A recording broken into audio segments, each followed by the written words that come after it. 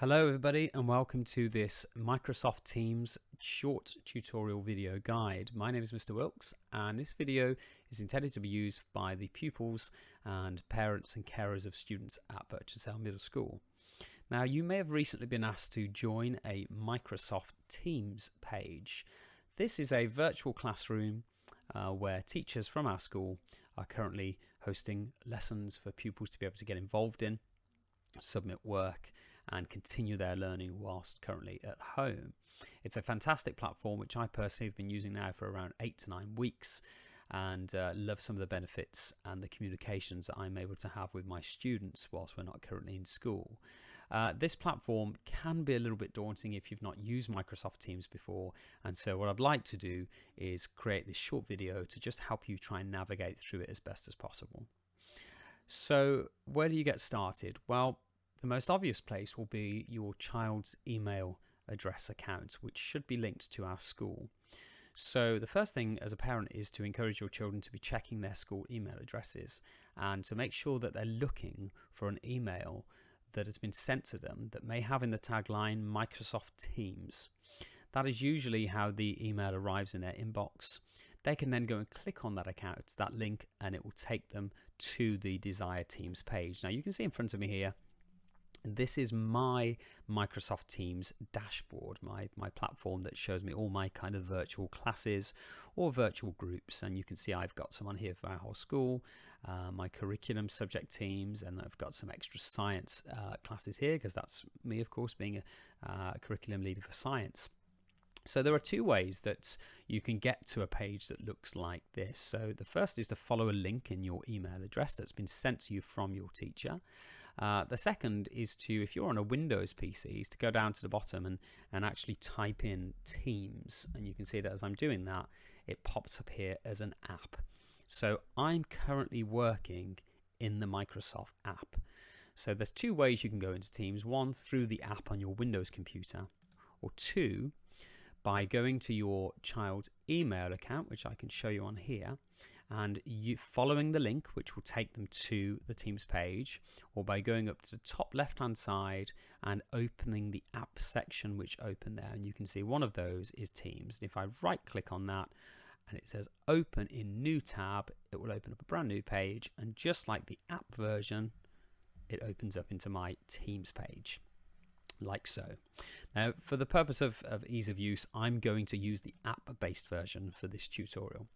So what exactly can you do in Teams? Well, you'll probably realize that there's quite a lot you can do in Teams as well. And what I'd like to do is just show you an example of what I've been doing with some of my classes.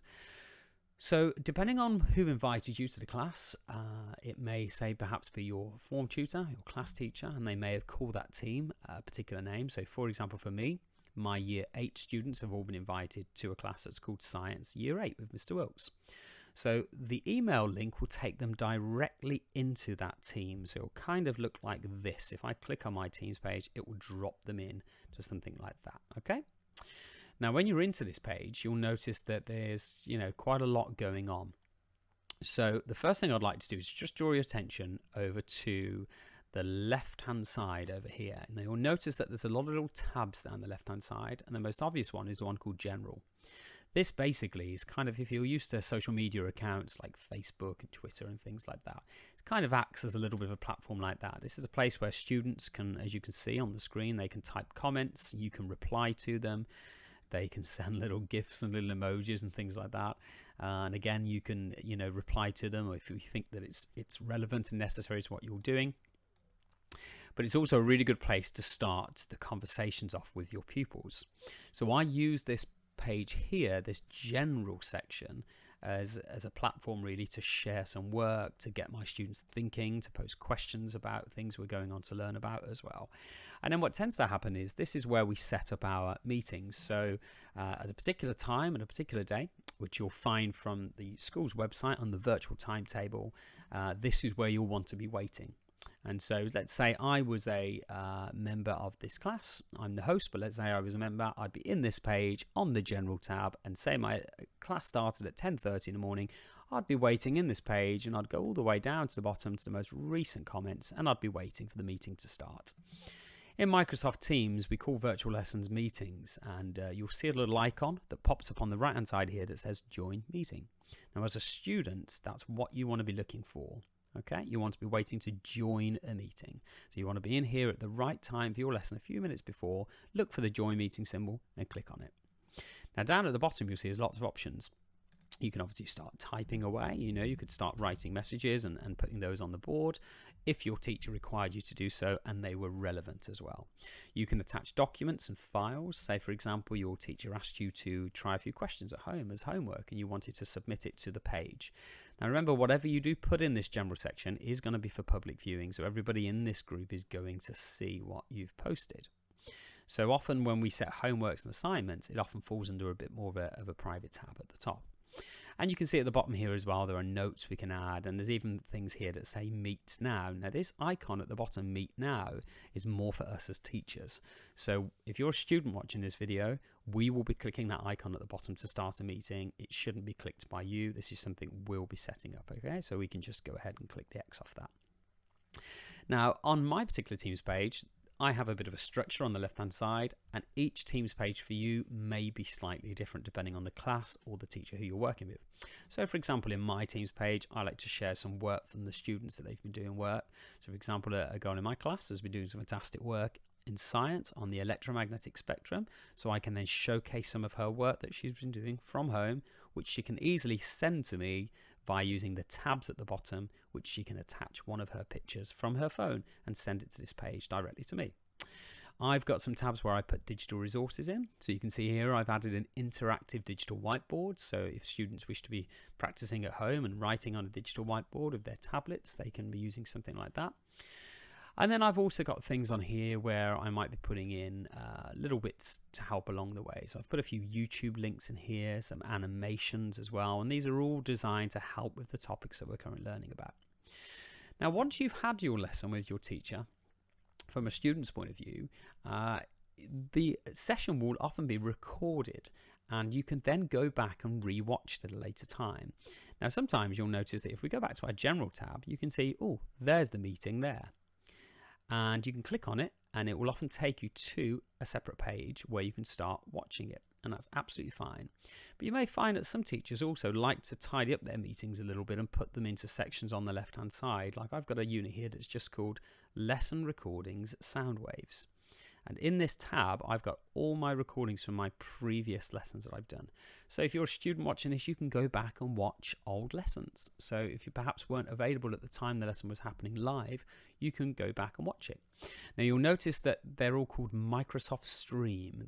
You can call them different names at the top, like mine's Waller Sound Waves, the EM Spectrum, but they all fall under this bracket of a new app called Microsoft Stream. And if I click on Stream, here it will take me to that particular web page, and there it is, and there's the recording. There's me down there, the bottom right, and you can press play and you can watch it back to your heart's content. And you'll see there's lots of other recordings that usually follow underneath this as well.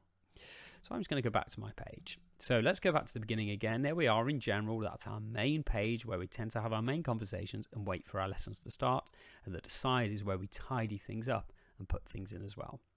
Now we'll notice that if you go back to the general tab at the top, there are some tabs along the top also. For example, there's a files tab where sometimes your teachers might be placing work under that section. So for example, you might want to open a PowerPoint presentation or have a look in a class materials folder and see if there's something in there that might be relevant for you. Perhaps your teacher is asking you to do some homework or some questions and they've said to you, we will put the file in the file section. You might have to go general files and go looking for it, but that's pretty easy to do. And of course, then when you click that document, it's very straightforward. It opens either directly in the web page or by going to some of these icons at the top over here, you can download the document and perhaps do it in a different format, such as Word on your computer, or print it out if you have the possibility to do that from home. So I'm just going to close that up for the moment because I don't really need that. Now also you may find that your teacher may be making use of some of the other functions up here as well, perhaps such as a joint class notebook where they're writing things and they're asking for you to go in to annotate those things on the notepad as well. Personally, I haven't started using Notebook yet, but I am using things such as assignments and grades as well. Now, assignments and grades are more from a teacher's perspective, where we'll be setting work for you to try and do at the end of topics, should we feel that that's necessary. I tend to use these more like quizzes at the end, just to get a good gauge of how my students have been coping and doing so far. So you can see at the side of the Teams page, I'm in my Year 8 class at the moment, but I can go back and there's all these other tabs at the side as well. So if we just go back to Teams to start with, you can see all my teams are there they are again, all laid out. And as a teacher, some of these I run and some of them I'm participants in as well. So I might not have the permissions to do certain things in these different teams, and that's completely understandable. Now, over on the left-hand side here, you can see there's a little bell with a 1 on the top, activity.